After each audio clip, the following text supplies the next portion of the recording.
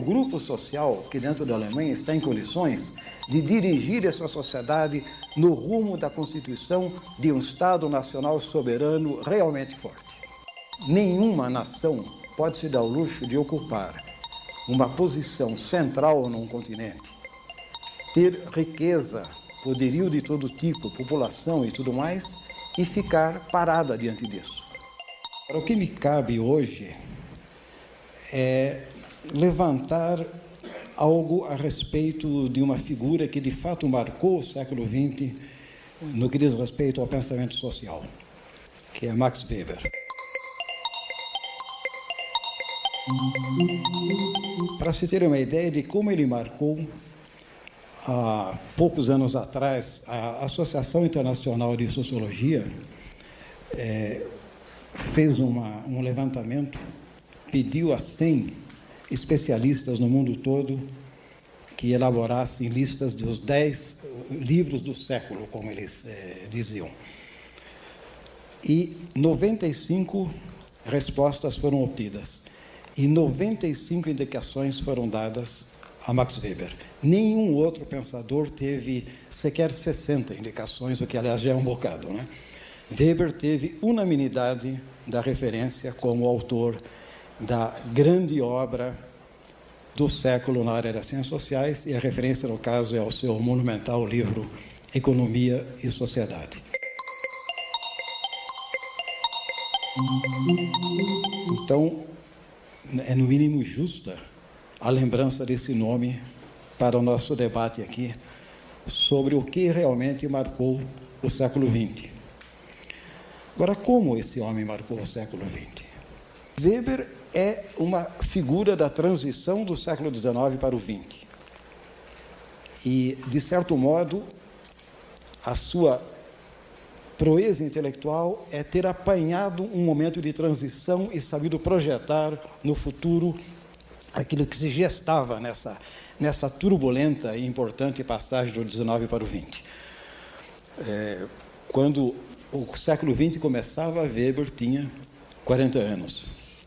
Já era um homem maduro, já havia publicado trabalhos fundamentais para a historiografia, a área na qual ele tem uma formação especializada, assim como tinha uma formação jurídica, assim como tinha formação econômica. Ele gostava de se qualificar como economista, não muito como sociólogo.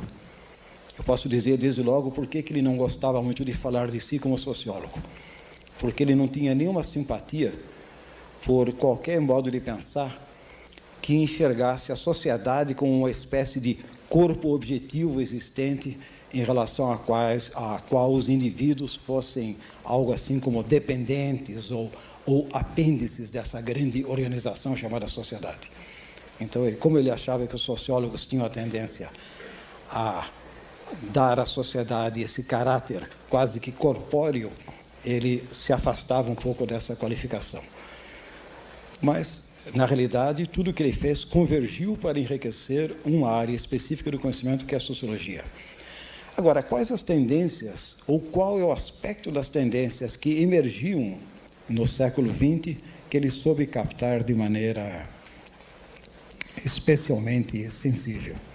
O primeiro, talvez o principal desses aspectos, é a emergência com toda a força, não só no debate social, mas na prática política, da nação como princípio organizador da vida social. Ele é, de ponta a ponta, o que significa também do começo da vida até o final da vida, que foi em 1920, ele é um pensador que tem como eixo fundamental da sua reflexão uma questão muito específica relativa a uma nação muito específica, a Alemanha. Isso é fundamental, porque o problema da nação era um problema concreto na Alemanha da sua vida. A Alemanha de Weber é a Alemanha que acaba de se unificar como grande nação, como Estado nacional. Isso dá uma peculiaridade fundamental à reflexão weberiana. Eu posso fazer, desde logo, um contraste com aquele grande pensador contemporâneo seu, com quem ele teve muito pouca relação, com cujo pensamento ele não tinha muita simpatia, que era o francês Durkheim.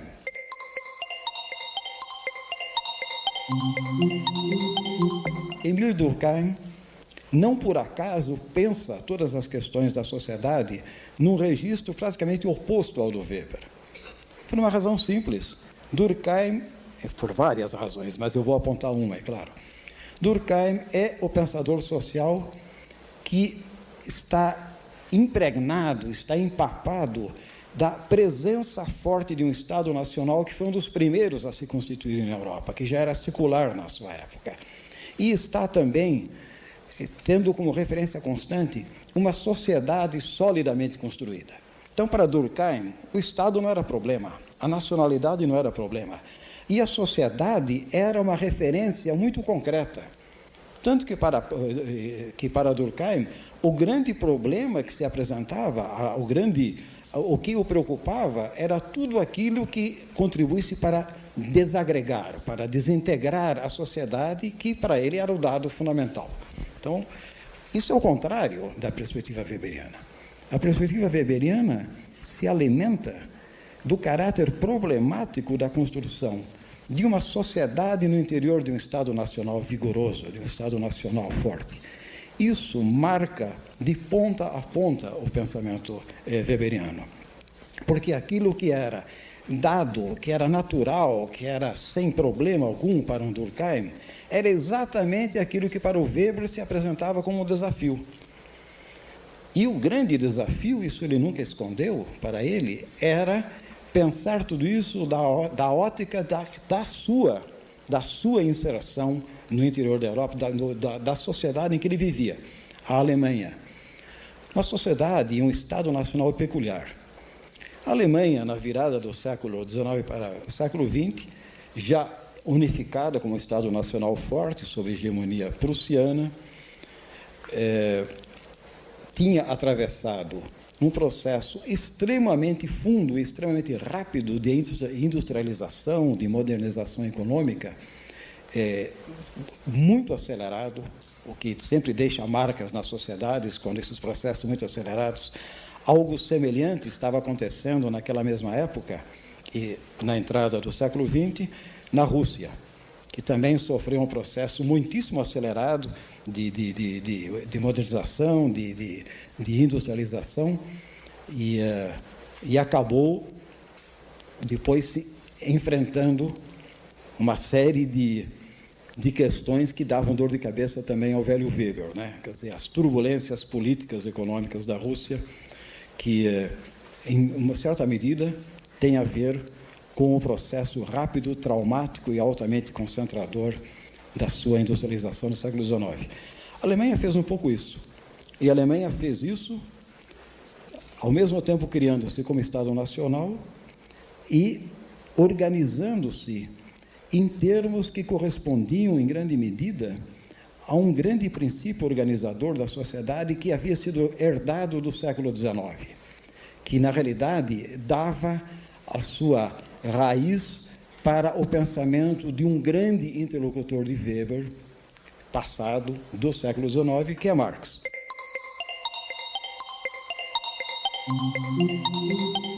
No caso, não é o princípio da organização nacional, mas é o princípio da organização da sociedade por classes.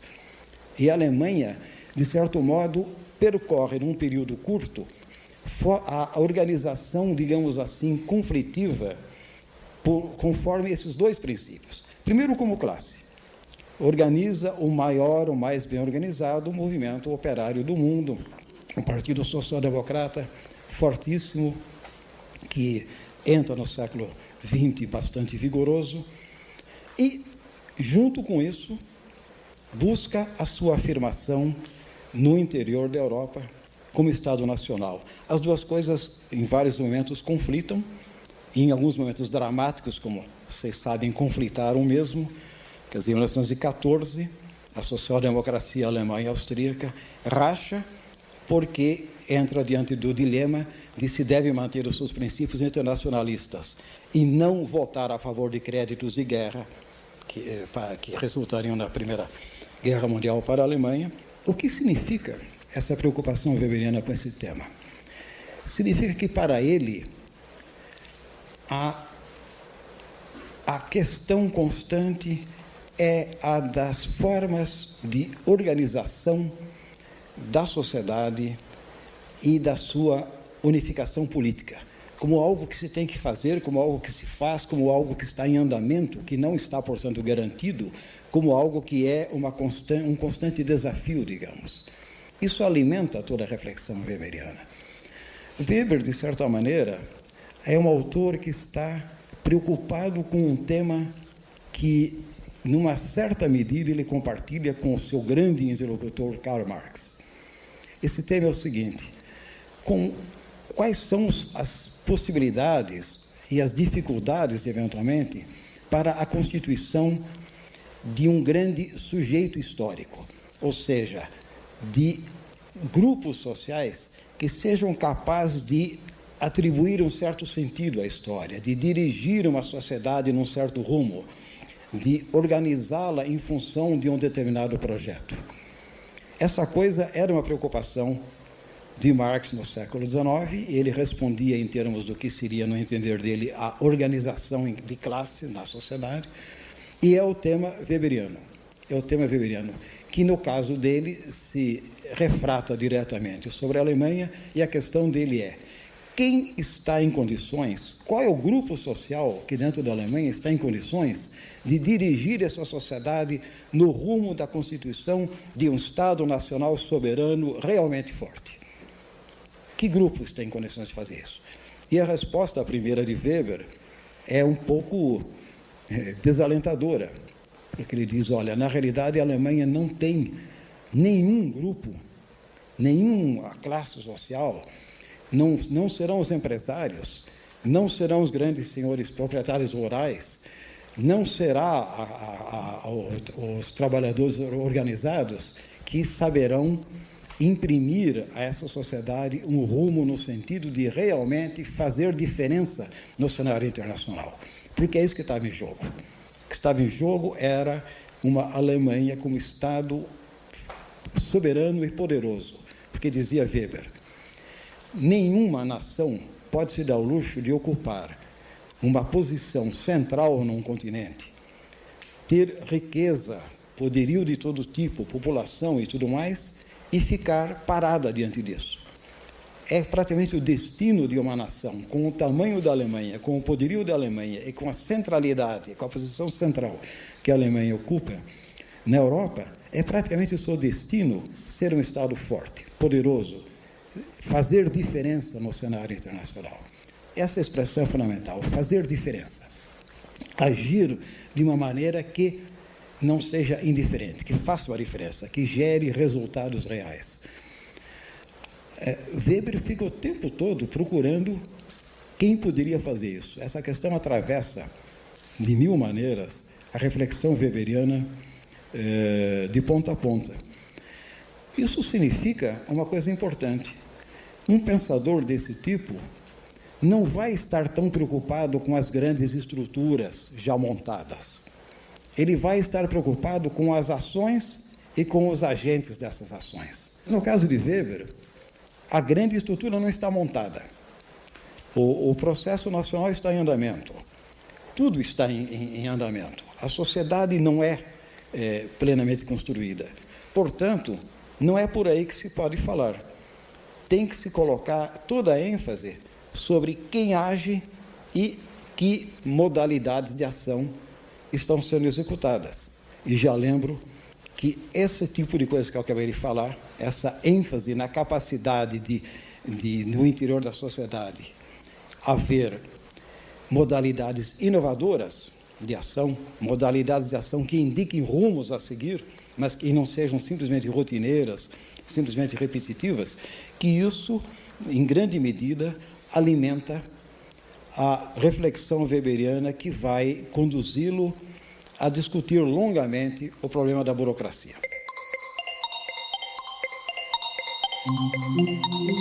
Que ele sabe que é uma realidade fundamental e inescapável nas sociedades modernas, uma burocracia racionalmente organizada, com estatutos legais bem definidos, que funcionem de maneira eficiente. Ele sabe que isso é fundamental, e ele sabe também que a boa administração, por melhor que seja, não resolve o problema político, porque a boa administração gere bem, de maneira eficaz, mas de maneira rotineira, repetitiva, aquilo que está aí colocado. Responde de maneira eficiente a problemas que são colocados. Mas a questão política é a capacidade de colocar os problemas e a capacidade de formular programas que levem a sociedade a formas mais eficientes, eventualmente, a formas, sobretudo, inovadoras de organização. Portanto, uma parte do pensamento weberiano gira em torno desse jogo complexo entre aquilo que ele chama de corpo administrativo, que permite fazer funcionar qualquer sociedade e que tem que ser, digamos, altamente qualificado, e a questão que escapa à administração, que é a questão política, que é a capacidade, primeiro, de dirigir o corpo administrativo, formular as exigências que ele sozinho não formula. E segundo, formular o programa para o conjunto da sociedade, formular objetivos, formular projetos, para usar uma linguagem que não é de Weber, que na realidade seria mais de um conterrâneo dele, de orientação bem diferente, que pouco antes dele morrer seria preso na Itália, o Gramsci.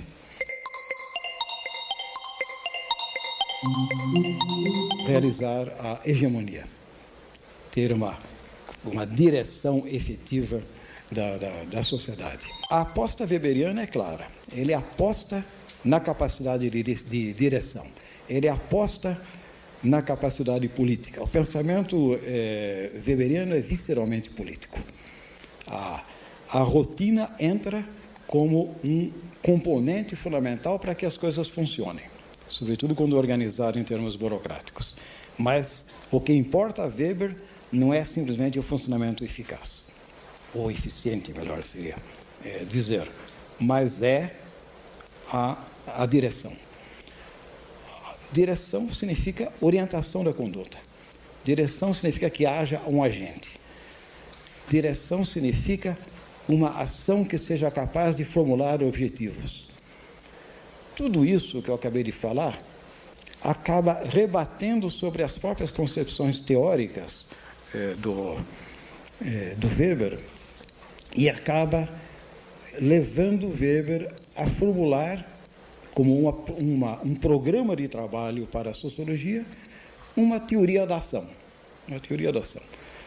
Uma teoria da ação pensada como uma atividade orientada para um objetivo, e esse objetivo é que dá o sentido da ação. Esse acaba sendo um problema muito importante numa teoria social que coloca toda a sua atenção sobre a questão da ação realizada por agentes que procuram determinados objetivos, que buscam determinadas metas. Porque se a ênfase se coloca aí, eu deixo de lado todas as garantias que eu teria, todos os confortos que eu teria na minha análise, se eu partisse da ideia de que o cenário em que se realizam as ações já está montado e basta eu conhecer bem o cenário para saber também quais os passos que serão perseguidos por aqueles que se movem no seu interior. Porque as análises que enfatizam muito a questão das estruturas já dadas, elas quase que operam com uma imagem tosca que eu vou usar agora, com a ideia de cenários em que, como se fossem aulas de dança, não é? Você tivesse as indicações já pintadas no chão de por onde se devem deslocar os agentes. Esse conforto não existe para a perspectiva weberiana. porque ele quer saber o que é buscado nas próprias ações pelos agentes. Ele quer percorrer as linhas que vão sendo, quer acompanhar as linhas que vão sendo percorridas, nas trajetórias que vão sendo construídas pelos agentes ao longo do exercício da sua ação, que não é mais do que a busca constante de determinados objetivos que têm um significado, ou seja, significam algo para o agente, representam algo para o agente, estão na mente do agente, quer dizer, não são dadas de fora. A ideia básica é a seguinte: cada ação, isoladamente, envolve uma intenção de tais ou quais agentes de chegar a tal objetivo. Mas a intenção na ação de cada agente é chegar àquele objetivo. Ele não tem um outro objetivo que seria, digamos, eu vou me articular com todos os demais e vou construir uma sociedade de tipo X. Nem passa pela cabeça dele isso. Acontece que, como Weber o tempo todo procura mostrar, as múltiplas linhas de ação que são percorridas por incontáveis agentes, elas tecem de uma maneira muito, muito complexa, elas tecem aquilo que, numa imagem bastante comum, se chamaria o tecido social, né? A tessitura da vida social. Ela é tecida por roteiros que são percorridos por N agentes que não estão fazendo, cada qual, mais do que buscar as suas metas. Mas elas se cruzam de mil maneiras. E o problema de uma sociologia da ação de tipo weberiano é também o de tentar estabelecer relações entre ações que se orientam de uma certa maneira e ações que se orientam de uma outra maneira, para perceber se elas realmente são, se elas se cruzam de algum modo, se elas são significativas uma para as outras. O exemplo clássico, me permitam lembrar disso, o exemplo clássico dentro da sociologia weberiana é o modo como ele analisa a relação que se estabelece num certo momento histórico entre o modo como determinadas populações europeias orientam a sua ação religiosa e o modo como elas orientam a sua ação econômica. O modo muito peculiar como determinadas correntes do protestantismo levavam os homens a procurar indícios da sua salvação após a morte, indícios, não garantia, mas indícios, se articulavam de maneira importante, de maneira significativamente importante, com o modo pelo qual esses mesmos homens se comportavam, se orientavam, conduziam a sua ação, a sua conduta na área econômica. A ideia básica, se me permitem barateá-la muito, é a de que, havendo uma insegurança fundamental sobre se você vai ou não ser salvo após a morte, se você está ou não entre aqueles predestinados à salvação, havendo uma insegurança fundamental em relação a isso, você é levado a orientar, é bastante razoável, digamos, que você seja levado a orientar a sua conduta numa área em que os resultados são palpáveis. E a área econômica é ótima para isso, porque a área econômica te permite avaliar resultados. Os resultados são claros na área da economia, não são tão claros de uma série de outros, mas na economia sim. O que isso significa é que eu vou me esforçar cada vez mais para obter o máximo naquilo que depende de mim, que é a área econômica. Obter o máximo de sucesso. Porque quanto mais naquilo que depender de mim eu tiver sucesso, mais plausível se torna a ideia de que eu sou fadado a ter sucesso em outra área também, no caso, a religiosa, que eu possa obter, enfim, um quinhão adequado daquilo que, numa linguagem não por acaso econômica, o Weber chamava de bens de salvação.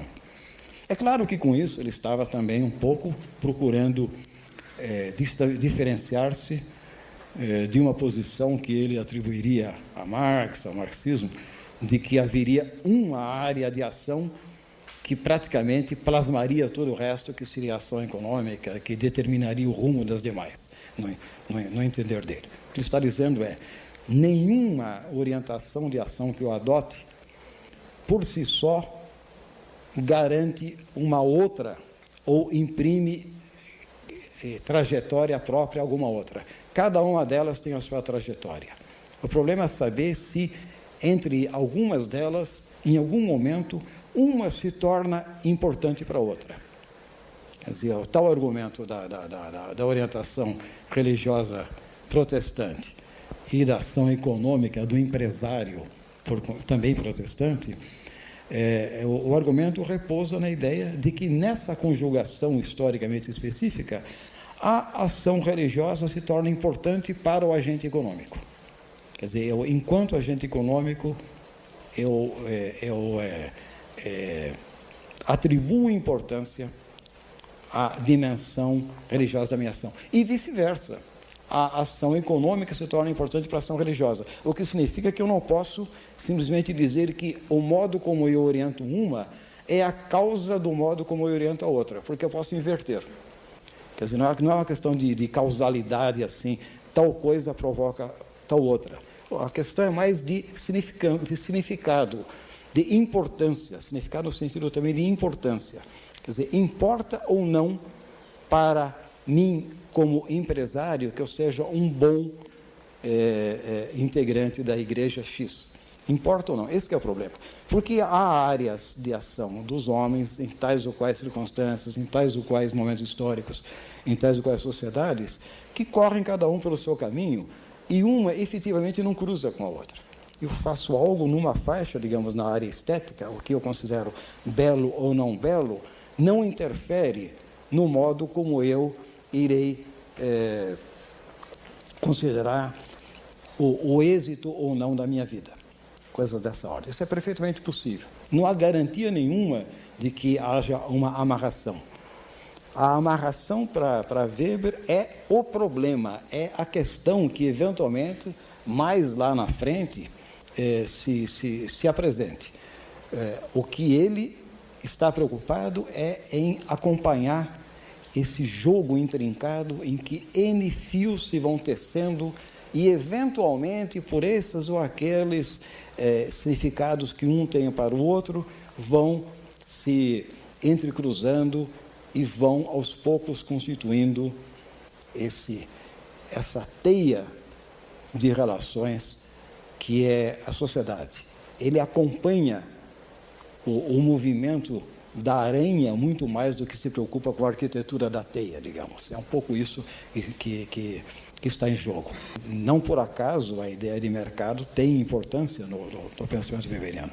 As ações econômicas de mercado envolvem a figura de agentes econômicos que perseguem de maneira sistemática determinados resultados e o conjunto, digamos, se haverá ou não equilíbrio no conjunto das transações no final do período, isso é uma coisa que se dá pelo modo como se cruzam as N linhas de ação adotadas por N agentes racionais em função da informação que eles têm sobre o que é relevante para a situação no mercado, por exemplo, preços. Então, isso casa um pouco com a concepção weberiana, casa com a ideia de que múltiplos agentes, buscando cada um os seus objetivos, vão gerar resultados que escapam às intenções de cada um, mas que nem por isso deixam de ser importantes e que, eventualmente, podem ganhar persistência ao longo do tempo. Me permitam só fazer uma observação sobre o que, então, pode responder, em termos weberianos, a essa questão fundamental para ele, que não era uma questão fundamental para Durkheim. Durkheim não estava morrendo de preocupação com saber o que faz uma sociedade continuar existindo. Para ele, isso era o normal. Anormal seria haver sinais de desagregação dentro da sociedade. Para Weber, a grande questão é o que pode responder pela continuidade de relações da sociedade. Porque a ênfase na ação individual, se ficar sozinha, nos leva a um quadro caótico, de alguma maneira. Tá bom, vocês vão dizer, de alguma maneira está sendo dito que a rede de ações vai se tornando mais fina e, digamos, certas consequências ocorrem que valem para o conjunto daqueles que estão ali envolvidos, portanto, alguma coisa que escapa do alcance de cada um individualmente, mas que é importante para todos eles, você vai construindo. Tá bom, vamos admitir que algo semelhante à sociedade se constitua assim como, digamos, um mercado em tais ou quais condições de equilíbrio se constitui como resultado de N ações orientadas economicamente individuais.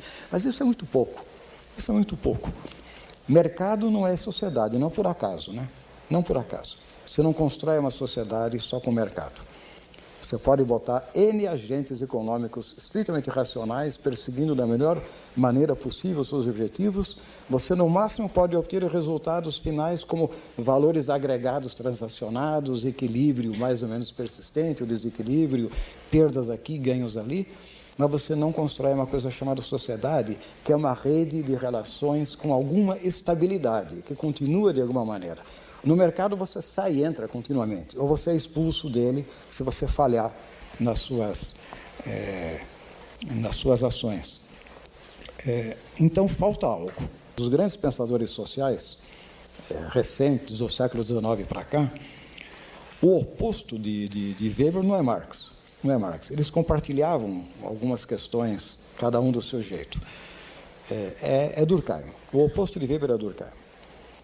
E o que dizia Durkheim? Durkheim tinha uma percepção muito aguda desse tipo de problema, porque como ele estava preocupado com uma sociedade bem constituída e estável, ele fazia uma crítica nesse sentido ao Marx. Ele dizia, não é possível você querer colocar a dimensão econômica como aquela que determina a forma da sociedade, como aquela que, na verdade, constitui a sociedade. Porque a ação econômica de per si não constrói nada. Ela não cria vínculos, ela não cria instituições, ela não cria sociedade. Ela está envolvida por aquilo que, numa linguagem bem antiga, o Durkheim chamava de apetites, quer dizer, de busca, de preferências, talvez, para usar uma linguagem mais moderna, e, além do mais, está afetada por uma coisa que percorre de ponta a ponta o pensamento social moderno, que está presente em todos os grandes pensadores, também de maneira muito forte no Weber, que é a ideia de escassez. A ação econômica, como diria o Weber, tal como entendemos, pressupõe escassez, pressupõe que não há para todos. Não é possível pensar que, em cima dessa areia movediça, que é a ação econômica, orientada estritamente para êxito na busca de satisfação de interesses em bens de curto prazo, digamos, se construam elos persistentes entre os homens. E a questão básica da sociedade é isso, construir elos, construir ligações persistentes entre os homens.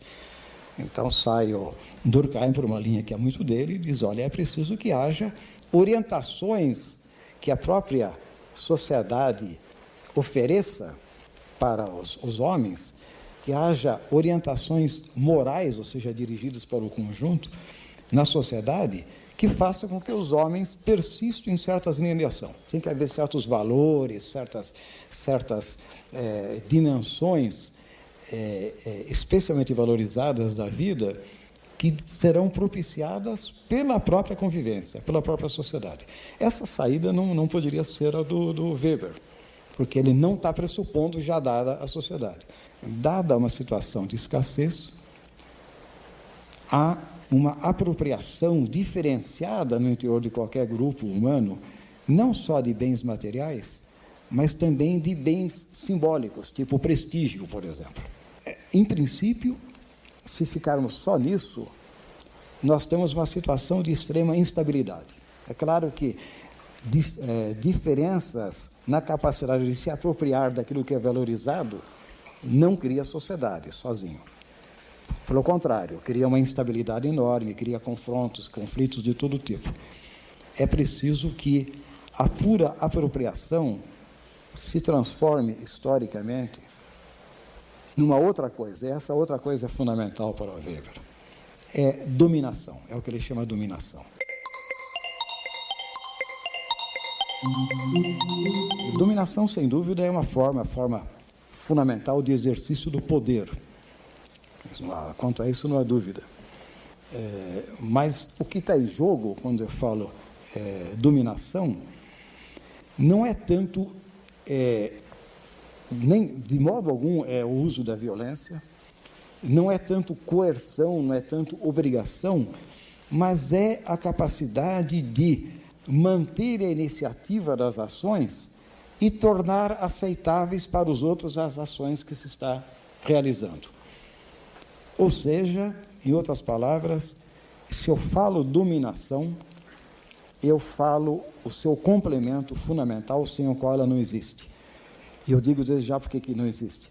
Porque dominação envolve continuidade no tempo. Dominação, quando eu falo dominação, eu não estou falando de um ato isolado de poder. O exercício puro e simples do poder é também aquilo que o próprio Weber, usando uma expressão alemã que tem vários significados, chamaria de violência. Quer dizer, eu imponho minha vontade a você, por força ou por qualquer outra maneira, e esse ato, digamos, se esgota nas consequências que tenha. Dominação, não. Dominação é persistente. Dominação é o exercício persistente de um poder. Para ser persistente, ele não pode ser pura e simplesmente uma agregação de atos de violência. Ele tem que ser, de alguma maneira, aceito, ele tem que se tornar aceitável, ele tem que se traduzir em certas orientações de conduta que sejam consideradas aceitáveis também para aqueles que não se beneficiam diretamente. Ou seja, aqueles que seriam os dominados, ou seja, os que são mais pacientes do que agentes, os que seguem a orientação mais do que definem a orientação, os que seguem mais do que têm a liderança, esses têm que, de alguma maneira, considerar que as ações que eles executam, mantendo as relações que eles têm com os dominantes, são corretas, porque as ações dos que têm iniciativa, as ações dos dominantes são legítimas. São legítimas. Há legitimidade nisso. Há uma justificativa para isso. Tem alguma justificativa. E essa justificativa é aceitável. Por exemplo, eles são excepcionalmente bem dotados. Digamos, um sujeito é excepcionalmente bem, ou considerado excepcionalmente bem dotado, fora de qualquer comparação, e se transforma, para usar o clássico termo weberiano, num líder carismático. O exercício de uma dominação carismática envolve a presença de um conjunto de seguidores dessa figura de liderança que consideram perfeitamente legítimo o que ele faz ou fala, porque ele é diferente. Então, há um fundamento de legitimidade nisso. E como vocês lembram, muitos de vocês, Weber procura definir algumas características básicas de vários fundamentos de legitimidade. O mais moderno, o mais presente na sua época, claro, é aquele que tem a ver com a natureza, não só racional, mas legal dos mandatos daqueles que estão em posição de poder. Quer dizer, existe um estatuto legal que obriga todos a fazer tais coisas. Portanto, aquele que manda fazer isso deriva a sua legitimidade do fato de que ele está seguindo aquele estatuto. Mas é preciso que haja aceitação. É preciso que haja aceitação. Quer dizer, não se pode pensar a sociedade a não ser em termos da continuidade de certas relações entre os homens, em nome do caráter legítimo que eles atribuem às orientações de conduta que saem de um núcleo que é, digamos assim, a área de condução, a área de liderança daquela sociedade, o grupo que domina a sociedade nesse sentido específico de dominação, não de coerção pura e simples, mas de indicação de caminhos. Então, sem poder, sem dominação e sem o caráter sempre problemático da legitimidade, não se pode falar de sociedade. Só que usei uma expressão agora importante, o caráter sempre problemático da legitimidade. Dependendo do fundamento dessa legitimidade, dependendo do fundamento que os homens dão a aceitação que eles fazem de tais ou quais mandos, ordens, leis e por aí afora, esse caráter problemático da legitimidade muda. É claro que, no exemplo famoso aí que eu referi de passagem, de uma liderança carismática, uma liderança centrada na ideia de que o líder tem que ser seguido porque ele é excepcional, ele é fora de série, a legitimidade é a mais problemática possível, né? Porque qualquer falha retira toda a base da obediência e tudo vem abaixo. Além de que os líderes não são, os dominantes carismáticos não são imortais. Um dos capítulos, uma das passagens bonitas do grande livro Economia e Sociedade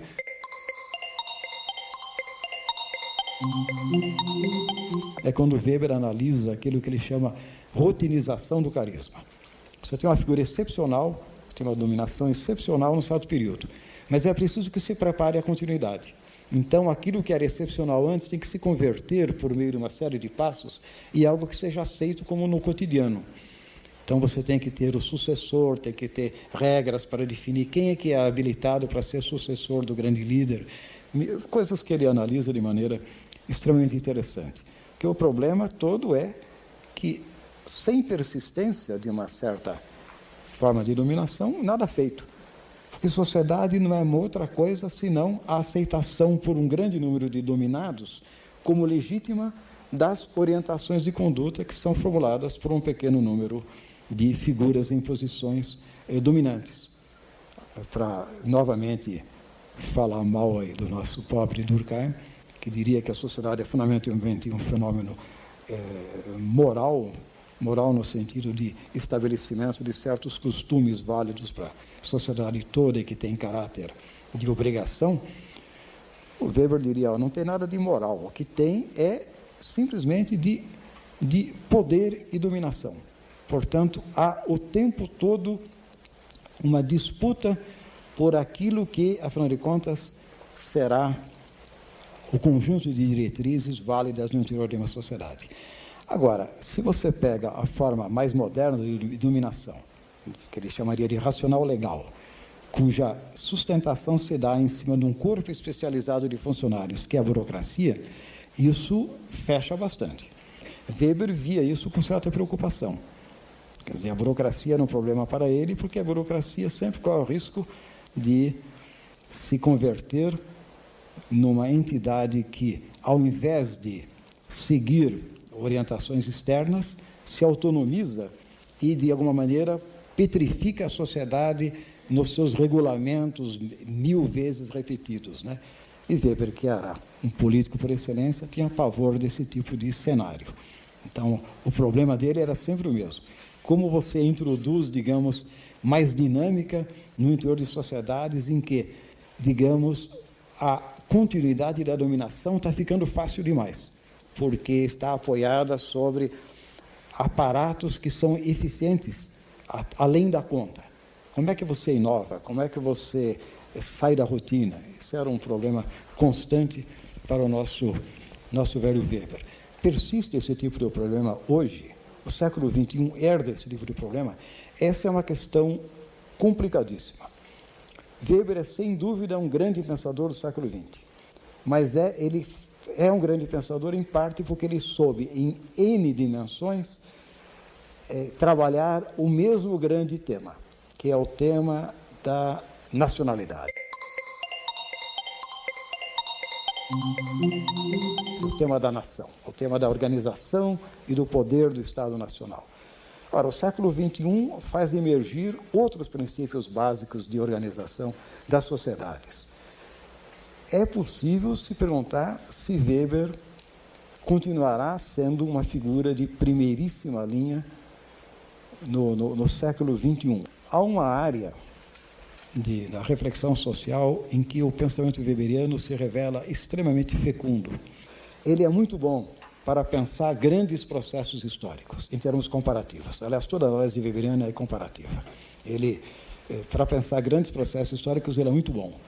Mas ele é especialmente bom do outro lado também, que é o de analisar conjunturas, analisar processos dinâmicos que ocorrem localizadamente, numa escala menor, porque o esquema dele é muito bem qualificado para a reconstrução das linhas de força que se dão e se movem constantemente em situações de conjunturas turbulentas, digamos assim.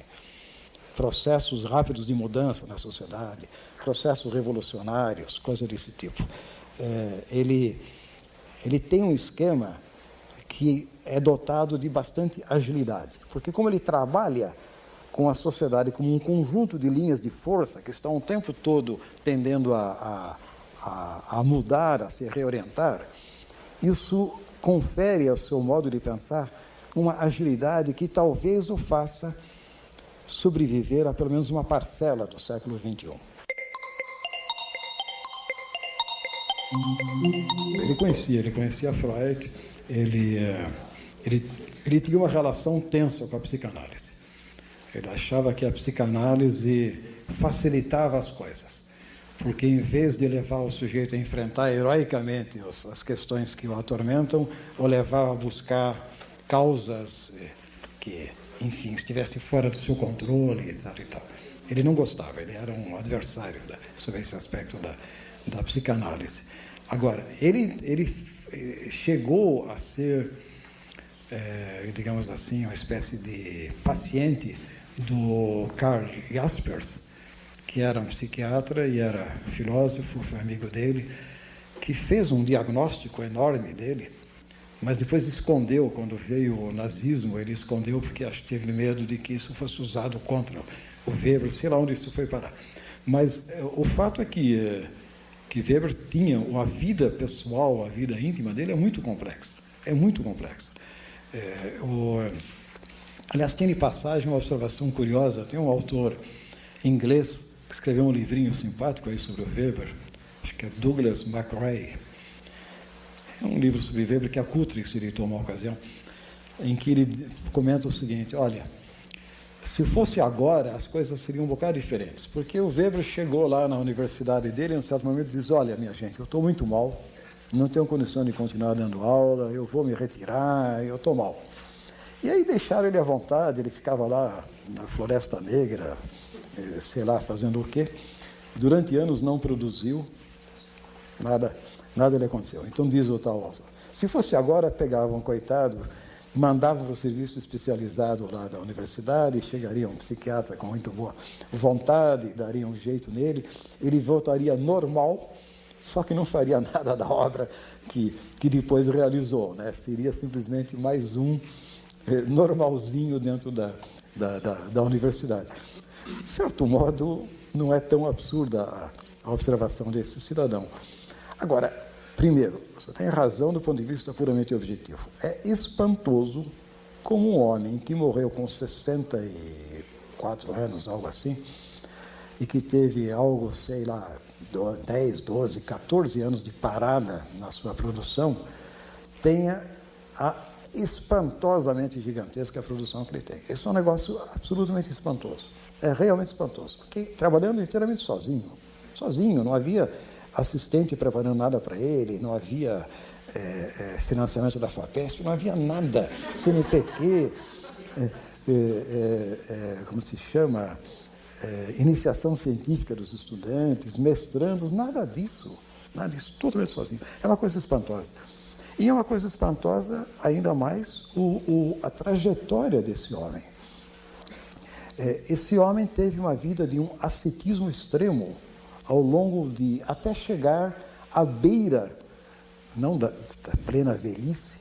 E eu encerro lembrando, então, que se para outros a sociedade são estruturas, são organizações muito bem montadas e têm que ser pensadas desse modo, para Weber a sociedade é fundamentalmente um campo de forças. É uma entidade dinâmica que gera continuamente problemas de continuidade, que gera continuamente tensões que põem em xeque a sua continuidade, e a análise social é fundamentalmente uma análise que capta os desafios, as dificuldades da continuidade no interior desses campos de força chamado sociedade.